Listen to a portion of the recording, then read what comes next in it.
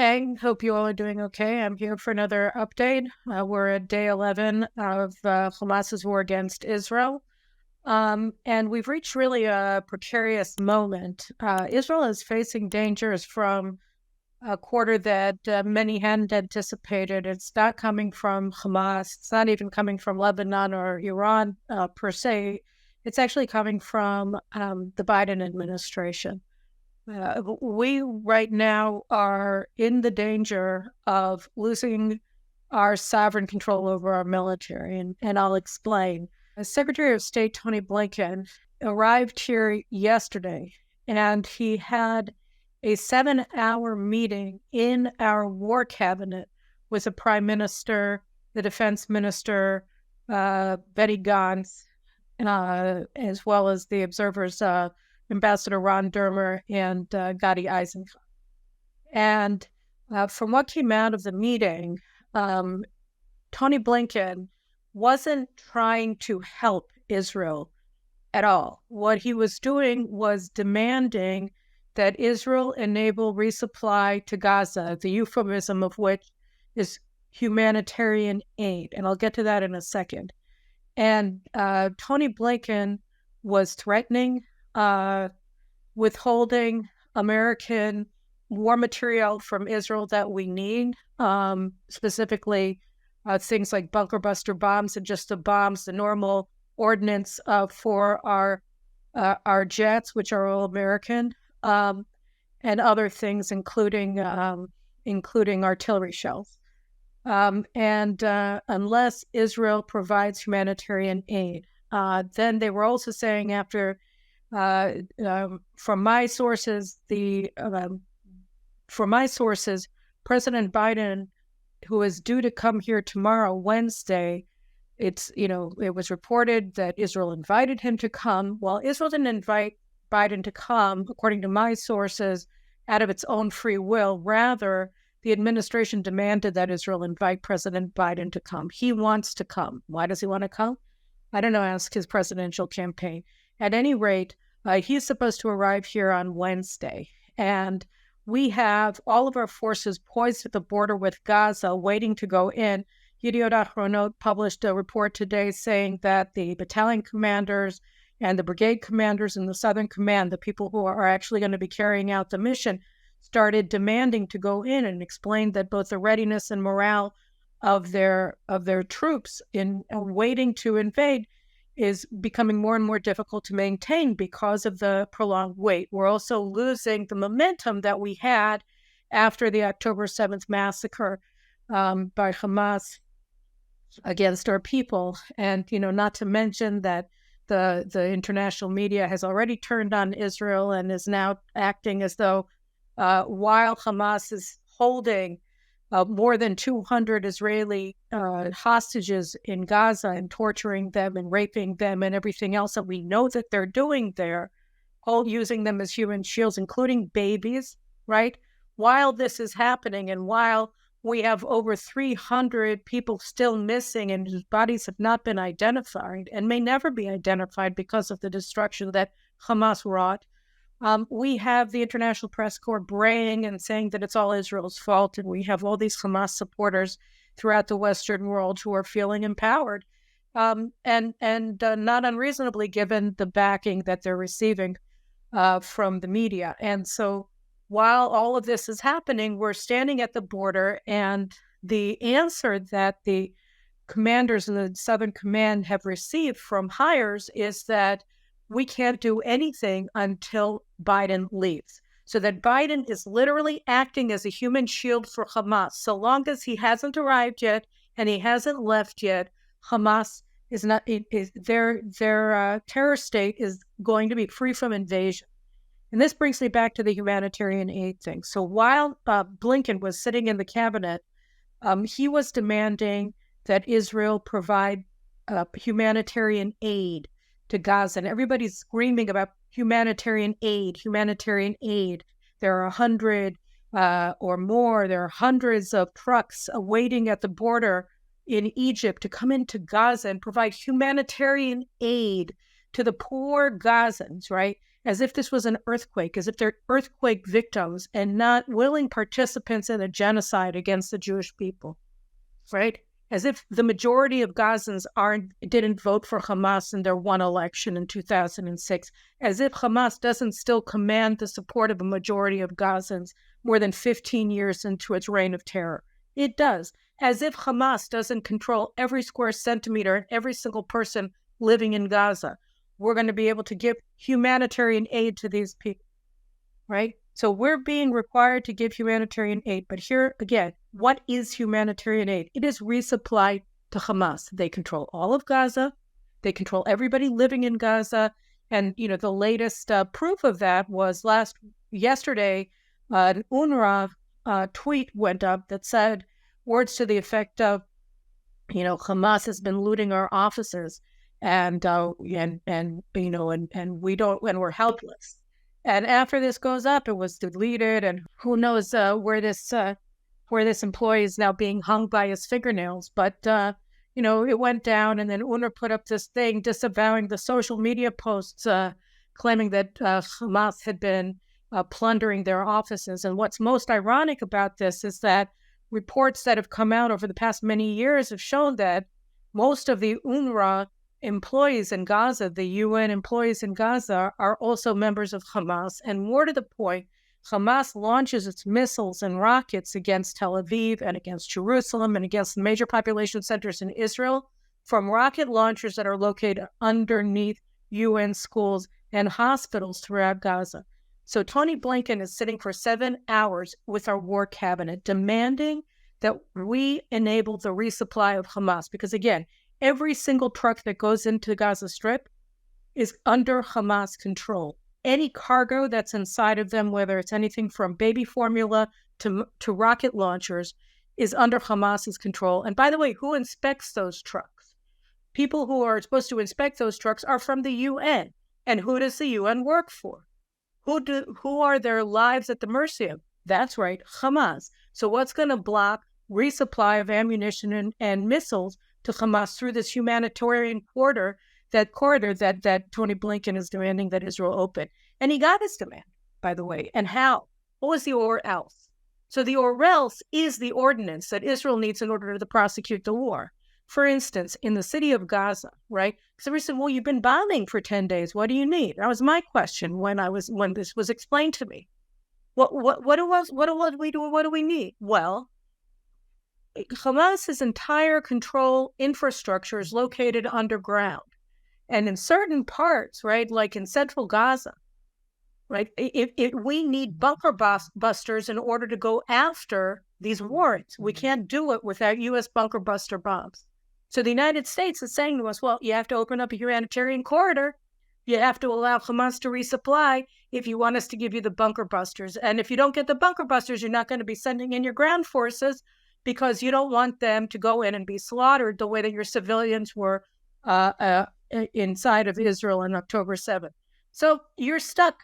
You either do what we want and you enable resupply of Hamas through this this fake humanitarian corridor, or you don't get your bunker busters. And it's not just bunker busters; it's regular ordnance for our fighter jets, because everything is made in America.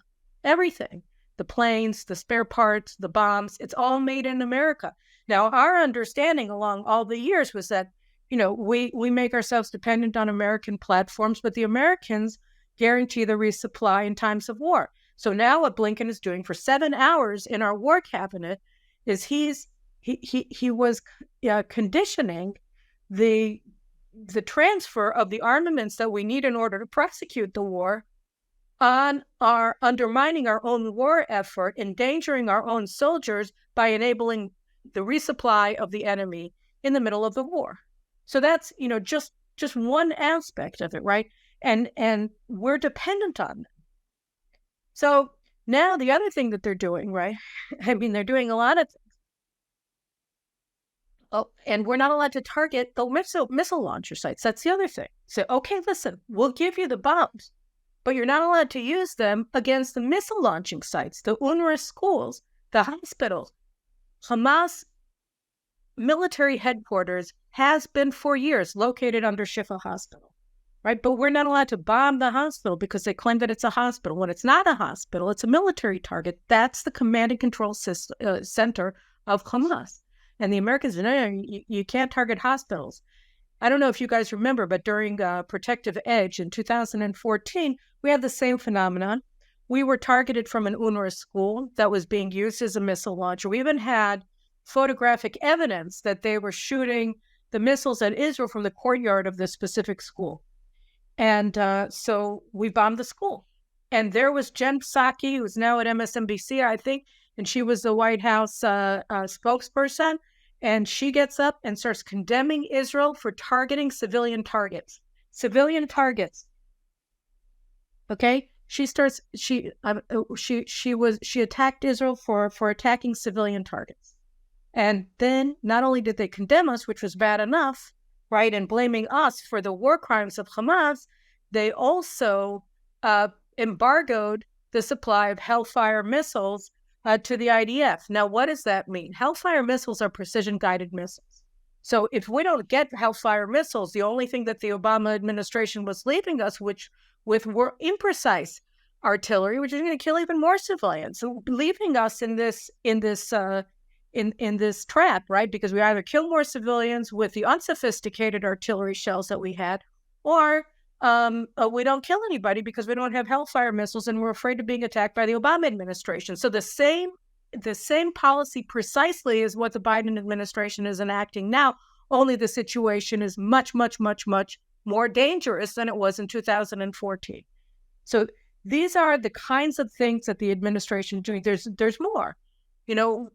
Everybody is saying, oh, well, these American carrier groups along in the Eastern Mediterranean, they're great because they're deterring Hezbollah. Maybe they're deterring Hezbollah. I don't know. We're being shelled from the north. We were a building in Metula, the border community, was bombed this morning. I haven't had a chance to look and see what the damage was, but I heard early reports that it was significant.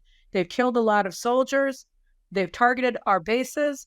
But, that's not considered, that's considered underneath a sort of, whatever trigger wire it is for the United States to acknowledge if Hezbollah is bombing us.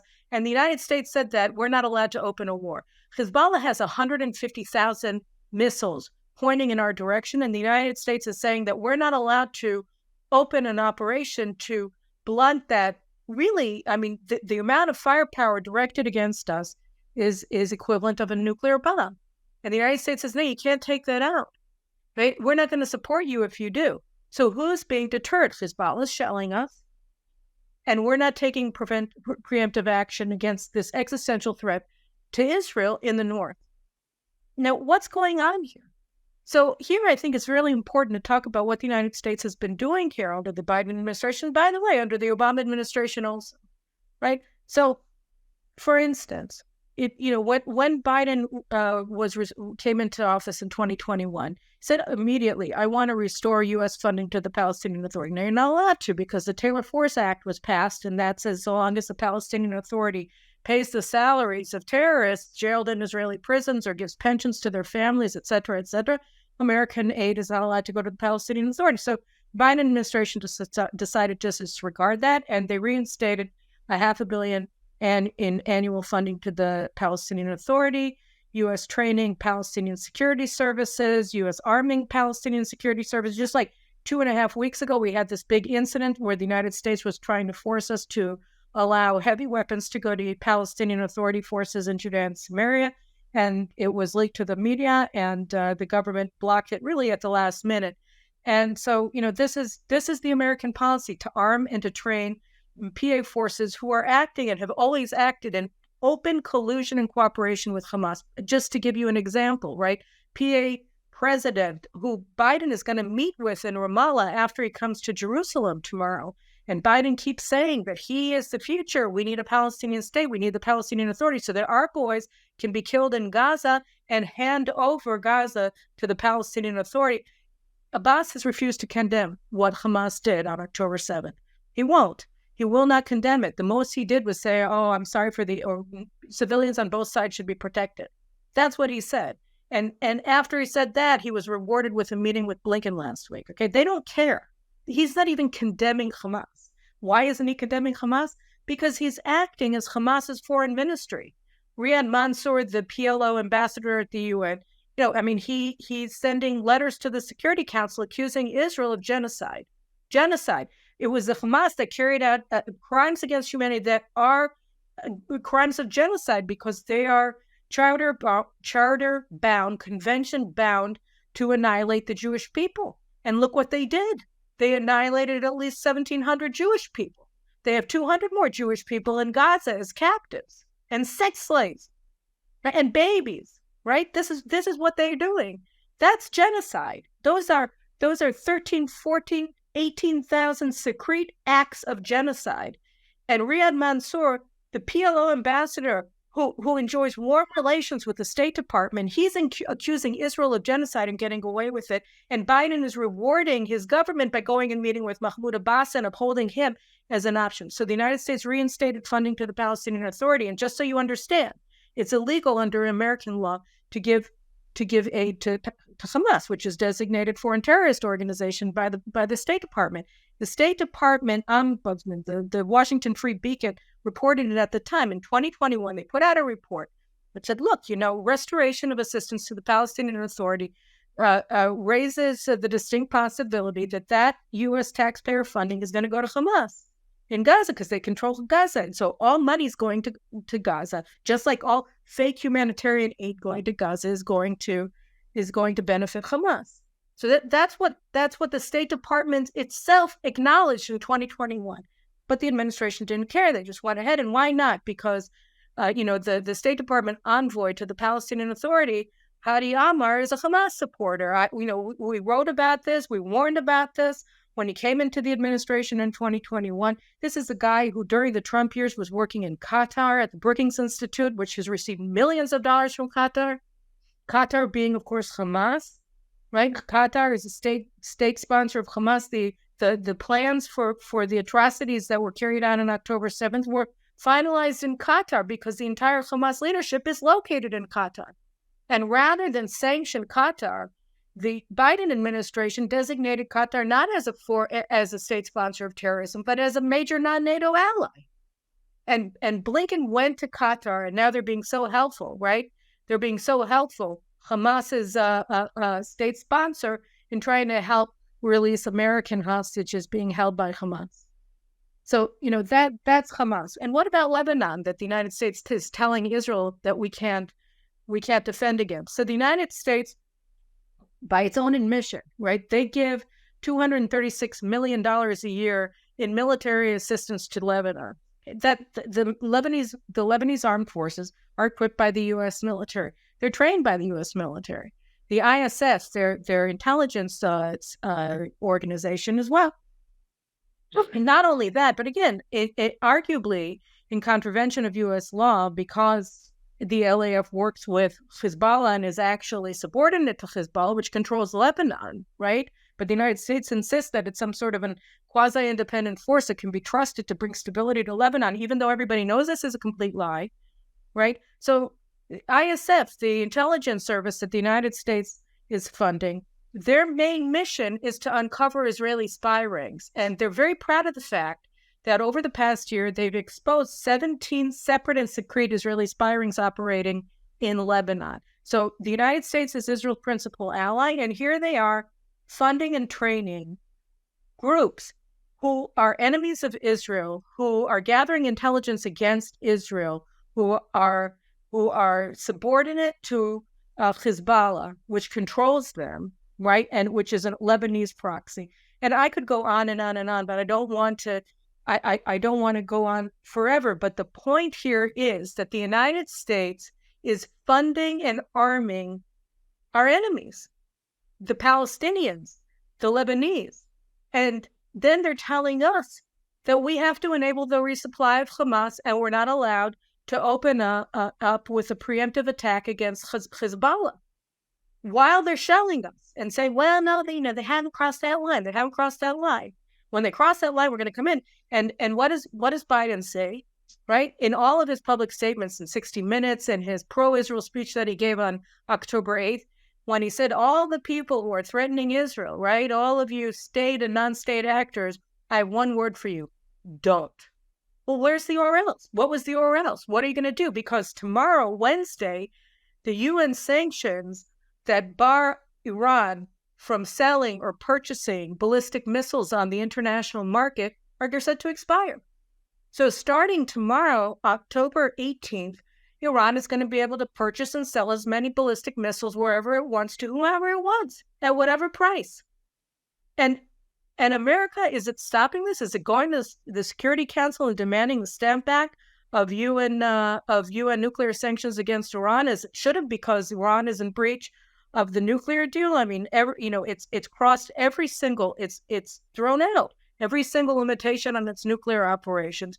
Is the United States going to act in accordance to international law and demand the implementation of the snapback sanctions? Are the British or the French or the Germans? No, they're not doing anything. Is the United States going to stop unfreezing funds to Iran? No. Is the Biden administration stopping with its policy of not enforcing the U.S. sanctions against Iran's oil exports? No. The United States is maintaining those policies. It's enabling the end of the ballistic missile sanctions. And what I love the most is that the U.S. response to questions about what are you planning on doing now that the missile sanctions are set to expire tomorrow, so we have our ways of blocking it. Really? What are they? What are those ways? How are you going to do it? Who are you going to be working with to do that? So in the middle of a war that Iran directed, sponsored, paid for, armed, the Americans are maintaining their policy of enabling Iran's empowerment and rise as a nuclear-armed regional hegemon. And one last thing, just so you know, this isn't just from a strategic perspective or a financial perspective. Okay, the United States is funding the Lebanese armed forces, the Lebanese the intelligence force, the ISF, right? And hobnobbing with all of these fake Lebanese generals who all work for Hezbollah, right? And where did the Hamas terrorists learn how to paraglide? You know, I read my friend Lee Smith's article about it in Tablet, where he cited the New York Times report that came out a couple of days ago, right, saying that the training of these Hamas terrorists in paragliding, right, they flew into Israel on these paragliders, right? Where'd they learn how to do that? In Lebanon. In Lebanon. They trained for this mission in Lebanon, right? This whole thing was coordinated by Iran, by Kayani, who's Soleimani's heir, as the head of the Al-Quds force of the Iranian Revolutionary Guard Corps, together with Hassan Nasrallah and the other top Hezbollah people and the top Hamas people, at conferences that were carried out in Beirut under the watching eyes of the U.S. Embassy. And by the way, you know, Lee added this little detail, right? So it works out that Dorothy Shea, the U.S. ambassador to Beirut, who's always having photo ops with her pictures being taken, giving more arms to the Lebanese military. And she's so happy to talk about how the United States is working so well with the Lebanese armed forces and all of the rest of this nonsense. But she apparently loves to paraglide.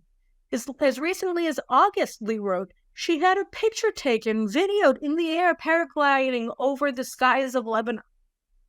She didn't notice all the Hamas terrorists who were right next to her, training for their mission to burn Jewish babies alive, to torture Jewish mothers, to make Jewish parents watch their children be burned alive and have Jewish children watch their parents being burned alive and their mothers being raped and taken away to be sex slaves in Gaza. I mean, she didn't notice that they were training right next to her. No, she didn't see anything, just like she never sees anything about, you know, top Lebanese armed forces leaders, right, meeting with their handlers in Hezbollah right in front of her face. She never notices that the people that she's talking to are actually Hezbollah terrorists. She never saw anything. Neither did Abbas Hofstein. The people in Lebanon, the Lebanese officials, the government officials who were negotiating the maritime border agreement with the Americans, that the Americans then shoved down Israel's throat on the eve of our elections. That's the deal, by the way, that apparently has a secret annex that bars Israel from attacking Lebanon. Okay, that's what the Americans are using now against Israel. So they were the Lebanese interlocutors in these negotiations were Hezbollah terrorists. And Hochstein, the former Israeli who moved to America, really cool guy with that haircut, right? So he didn't see anything wrong with sitting down with Hezbollah terrorists and negotiating the surrender of Israel's economic and territorial waters and a suspected natural gas deposit to Hezbollah-controlled Lebanon, because they're Lebanese government officials. They're not Hezbollah. There's a big difference between the two. No, there isn't, and everybody knows there isn't. So here comes Biden to Israel, invited himself, forced Israel to invite him. His Secretary of State had just, come in, forced himself onto the war cabinet, demanding that we take actions that undermines our war efforts, among other things, delaying the invasion of Gaza by blocking the procurement of bunker buster bombs that we need in order to prevent a slaughter of our forces when they enter Gaza, right? They don't want us to win, right? Biden said, no conquest of Gaza. That's what he said to Scott Pelley on CBS 60 Minutes. That's what he told him on Sunday night. No, we oppose that. Well, how exactly are we supposed to defeat Hamas without conquering Gaza? I don't know. That's your problem. Figure out something. Oh, and by the way, no bunker busters. Can't go after any of the missile launching sites because they're all located under schools, right? And resupply them. We're calling it humanitarian aid, and if you don't give it, then you guys are just as bad as the Hamas people who burned your children alive. Whoops. And we're your best friend. I wrote a column the other day where I was explaining that Bibi has to stand up to this. And he does. Hello. But, let's talk for a second, right, about, what stands behind this. So came out yesterday, an assistant secretary of defense was a registered agent of Qatar before she entered the administration. Then we have Ariane Tabatabai, who I wrote about like a week before the assault on Israel on October 7th, because it was exposed, right, in the American media that she's an Iranian agent. What's her job? Well, she's chief of staff to the Assistant Secretary of Defense for Special Operations. And she hasn't been fired since she was exposed as an Iranian agent. And this Assistant Secretary of Defense, whose name I can't remember, but whatever, she hasn't been fired either. She got a security clearance. Both of them have top secret security clearances. So who is it that we're dealing with? We have Hadi Omar, we have Ariane Tabatabai, we have Maher Bitar, who is the director of intelligence in the National Security Council, who also, right, he's got a history, we wrote about this when he was appointed, of supporting suicide bombings in Hamas. He was a BDS student leader for the same student organizations that are now protesting on campuses across America on behalf of Hamas. He was a student leader at Georgetown, and now he's in charge of the flow of intelligence inside of the White House, director of intelligence of the National Security Council. So who exactly are we dealing with? Well, Joe Biden, Antony Blinken, Lloyd Austin. Who's behind them? Iranian agents, Qatari agents, supporters of Hamas. Everybody wants to believe that the United States stands with Israel. And I know, me and my colleagues at JNS, Alex Trayman, Yaakov Lapin, and Jonathan Tobin, we've been doing an enormous amount of American media since this started. And we see the outpouring of support that we get from the Americans. We see it. We see this outpouring of support that we're getting from the United States. And it's very heartwarming. And hopefully Jim Jordan is going to be elected so that the Republicans are able to do something in the House. He'll be elected Speaker today. Anybody that they elect, as far as I'm concerned, is great, just so long as they do something. But Jim Jordan's a great friend of Israel. I've briefed him 3 times here in Israel, and at least once at his in Congress. He's a great friend of Israel. I think they should be making sure that we get what we need in order to fight without these conditions. Israel, this constant harping on Israel, the lectures that we get all the time that we have to abide by the rules of war. I wrote an article about this. It came out yesterday. Under international law that the Americans wrote after September 11th and came into force in a binding Security Council Resolution 1373 from 2001, you are prohibited. All UN member states are prohibited from proffering assistance, direct or indirect, to terrorists. And the United States, by demanding that we allow the resupply of Hamas under this humanitarian aid corridor lie, right, they're demanding that Israel breach international law. They're demanding that we break the law. They ain't breaking the law. Their policy is law-breaking. Their support for Hamas is law-breaking. Their support for the Lebanese armed forces, which are controlled by Hezbollah, is law-breaking. And now they're demanding that we break the international law as well and enable the resupply of Hamas after they just conducted the most deadly massacre of Jews since the Holocaust. You know, I believe in our soldiers. I know them. I've been to a lot of condolence calls since this happened. They are the bravest, most courageous, heroic soldiers I've ever seen. Second to none. The best. They are warriors of Israel. They are lions of Israel. We can do this. We have the capacity to do it. The United States wants to link aid to us, to aid to Ukraine, to make it hard for Republicans who don't support the war in Ukraine to support aid to Israel. You know, if I had the prime minister's ear, what I would tell him is, we need to sign a commitment. We will give back every penny. We don't want handouts. We just need the arms so that we can fight. Okay, you're not doing us any favors. Although it's true that we're fighting your wars here too. But, you know, you want to love your enemies and hate your friends. So just let us buy the weapons so that we can defend ourselves. You know, we'll pay back just like Britain paid back every dime of the support that they received from the United States from Lend-Lease. Fine. You know, this is a war for our national survival. And what the United States is doing at this moment is trying to subordinate our military to the State Department. How does that sound? It's bad. So I think it's important to discuss what's happening. I think it's important to expose it, right? I hope very much that things will change as a result of Biden's visit here. I hope very much that he'll recognize that what is happening and his administration's continued support for Iran is devastating not only to Israel, but to the United States. I hope so. But if he doesn't, right, then we just have to act according to our own needs. That's all. There is no other option. Everybody is watching Israel right now, and I expect our leadership to rise to the occasion, because they owe it to everybody who was killed, and they owe it to everybody who's poised to go into Gaza. They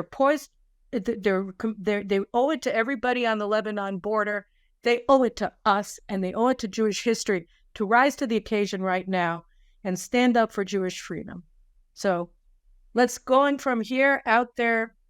You know, it's important, it's imperative that everybody stand with Israel, and it's imperative that everybody tell the Biden administration, not just our leaders who probably spooked. You know, we have to empower them to stand up and do the right thing. We don't have a choice. Anyway, those are my thoughts today, and God willing, all of my warnings will have been exposed as false when Biden comes here, and I'll be able to give a major mea culpa after that happens. See you soon.